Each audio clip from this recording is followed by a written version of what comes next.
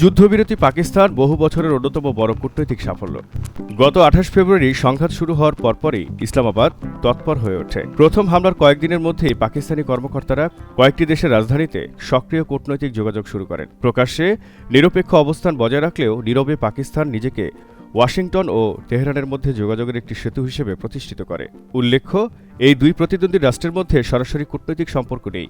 ওয়াশিংটনে ইরানের স্বার্থ রক্ষাকারী দেশ হিসেবে পাকিস্তানের ভূমিকা থাকায় তেহরান ও ওয়াশিংটন দুই রাজধানীতেই পাকিস্তানের একটি বিরল প্রাতিষ্ঠানিক উপস্থিতির সুযোগ করে দেয়।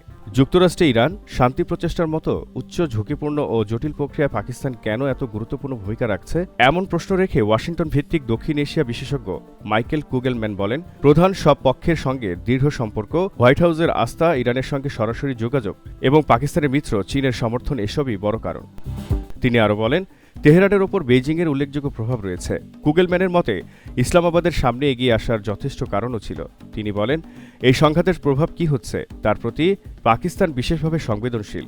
পাকিস্তান এই সংঘাতে জড়িয়ে পড়তে চায় না। এছাড়া আঞ্চলিক প্রভাবশালী শক্তি হিসেবে নিজেদের ভূমিকা তুলে ধরার কৌশলগত স্বার্থ রয়েছে। এদিকে যুক্তরাষ্ট্র ও ইরান 2 সপ্তাহের একটি যুদ্ধবিরতি মেনে চলতে সম্মত হয়েছে। এই ঘোষণার আগে টানা 2 সপ্তাহে বেশি সময় ধরে বেশিরভাগটাই আড়ালে জোরালো কূটনৈতিক তৎপরতা চলেছে বলে কূটনৈতিক পর্যবেক্ষকরা জানিয়েছেন। তাদের মতে পাকিস্তানের ধারাবাহিক মধ্যস্থতা ছাড়া এই অগ্রগতি সম্ভব হতো না। পরে এক্সে এক পোস্টে কুগেলম্যান বলেন, পাকিস্তান বহু বছরের অন্যতম বড় কূটনৈতিক সাফল্য অর্জন করেছে। কুগেলম্যান আরও বলেন, অনেক সংশয়বাদী ও সমালোচকদের ধারণাকে পাকিস্তান ভুল প্রমাণ করেছে। তারা মনে করত এত জটিল ও উচ্চ ঝুঁকির কাজ সফলভাবে সম্পন্ন করার সক্ষমতা পাকিস্তানের নেই। পাকিস্তানের কূটনৈতিক উদ্যোগের সবচেয়ে দৃশ্যমান ধাপটি দেখা যায় ২৯ থেকে ৩০ মার্চ। উত্তেজনা প্রশমনের পথ খুঁজতে সে সময় পাকিস্তান, সৌদি আরব, মিশর ও তুরস্কের পররাষ্ট্রমন্ত্রীরা ইসলামাবাদে বৈঠক করেন। পররাষ্ট্রমন্ত্রী ইসরাক দারের নেতৃত্বে অনুষ্ঠিত এই বৈঠকে সামরিক উত্তেজনা আরও বাড়তে না দেওয়া এবং যুক্তরাষ্ট্র ইরান সংলাপ শুরু করার একটি কাঠামো তৈরির ওপর গুরুত্ব দেওয়া হয়। প্রস্তাবে ইসলামাবাদে একটি কাঠামোবদ্ধ আলোচনা শুরু করার কথা বলা হয়েছিল। তবে তাৎক্ষণিকভাবে আলোচনা শুরু না হওয়ায় কিছু পর্যবেক্ষক মনে করেন উদ্যোগটি ভেস্তে গেছে। কিন্তু কূটনৈতিক সূত্রের ভাষ্য অনুযায়ী ইসলামাবাদ তখন পিছু না হটে বরং তাদের যোগাযোগ আরও জোরদার করে।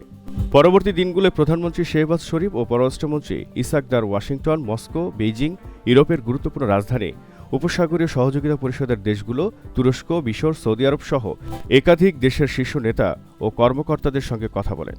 এর লক্ষ্য ছিল আনুষ্ঠানিক আলোচনার পূর্ব ধাপ হিসেবে একটি সীমিত যুদ্ধবিরতির বিষয়ে ঐক্যমত তৈরি করা। পাকিস্তানের সামরিক নেতৃত্ব এতে ভূমিকা রাখে। কূটনৈতিক সূত্র জানায়, সেনাপ্রধান ফিল্ড মার্শাল সৈয়দ আসিম মুনির মার্কিন প্রেসিডেন্ট ডোনাল্ড ট্রাম্প সহ যুক্তরাষ্ট্রের শীর্ষ কর্মকর্তাদের সঙ্গে কথা বলেন। এই ঘটনা গুরুত্বপূর্ণ সময়ে বেসামরিক কূটনৈতিক প্রচেষ্টাকে আরও জোরদার করে। একই সময়ে পাকিস্তানি কর্মকর্তারা ইরানের সঙ্গেও যোগাযোগ বজায় রাখেন। এর মধ্যে ইসলামিক রেভলিউশনারি গার্ড কোরের সঙ্গে সংশ্লিষ্ট কর্মকর্তারাও ছিলেন। এপ্রিলের শুরুতে ইসলামাবাদ একটি যুদ্ধবিরতি খসড়া প্রস্তাব ছড়িয়ে দেয়। এই প্রস্তাবে অবিলম্বে সংঘর্ষ বন্ধের আহ্বান জানানো হয়। এর সঙ্গে প্রায় 2 সপ্তাহের একটি নির্দিষ্ট সময়সীমার মধ্যে দুই পক্ষের একটি কাঠামোবদ্ধ আলোচনা চালানোর কথা বলা হয়। প্রস্তাবে আস্থা তৈরির পদক্ষেপ হিসেবে গুরুত্বপূর্ণ সামুদ্রিক পথগুলোয় উত্তেজনা কমানোর ওপর জোর দেওয়া হয়, যা এই সংকটের একটি প্রধান স্পর্শকাতর বিষয় ছিল। এই প্রস্তাবে একটি ঐক্যমত্যে পৌঁছাতে বিলম্ব হচ্ছিল, কেননা আঞ্চলিক নিরাপত্তা ব্যবস্থা ও সামুদ্রিক প্রবেশাধিকার নিয়ে মতপার্থক্য প্রকট ছিল। তবু বাড়তে থাকা সামরিক ও রাজনৈতিক চাপ সমঝোতার সুযোগ তৈরি করে দেয়।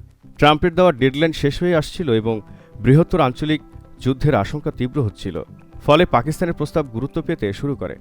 7 এপ্রিল ওয়াশিংটন ও তেহরান ঘোষণা দেয় যে তারা 2 সপ্তাহের একটি যুদ্ধবিরতি মেনে চলবে। এর ফলে বড় ধরনের সামরিক অভিযান বন্ধ থাকবে এবং সরাসরি বা পরোক্ষ আলোচনার পথ খুলবে। বিভিন্ন দেশের কর্মকর্তারা এই অচলাবস্থা ভাঙার ক্ষেত্রে পাকিস্তানের ধারাবাহিক মধ্যস্থতাকে, বিশেষ করে সব পক্ষের সঙ্গে কথা বলার সক্ষমতাকে গুরুত্বপূর্ণ ভূমিকা হিসেবে স্বীকার করেছেন।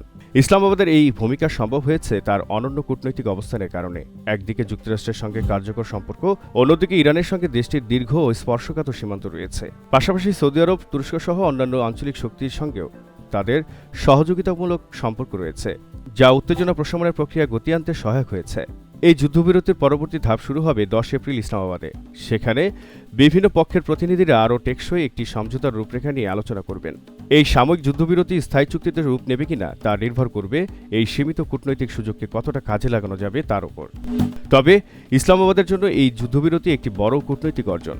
এটি প্রমাণ করেছে জনসমক্ষে কম দৃশ্যমান হলেও ধারাবাহিক কূটনৈতিক প্রচেষ্টা একটি দ্রুত পরিবর্তনশীল আঞ্চলিক সংকটের গতিপথ বদলে দিয়েছে।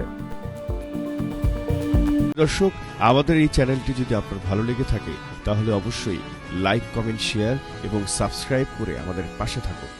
আপডেটেড প্রতিটি মুহূর্তে দুনিয়া digital, world news meets truth.